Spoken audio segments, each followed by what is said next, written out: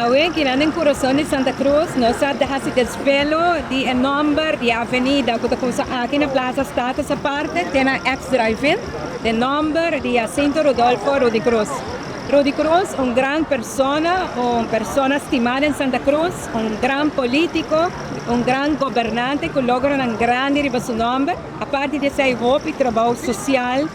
caricativo, en terreno de deporte, varias organizaciones, de motorcycle, en fin, una cantidad de su lista de recomendaciones de hobby largo.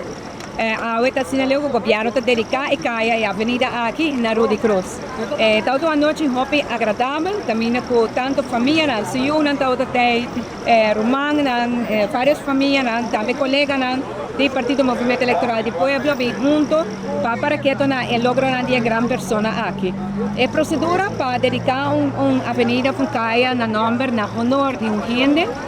como así un petición, certa lista de firma de habitantes de avenida, algunos no están de acuerdo con él,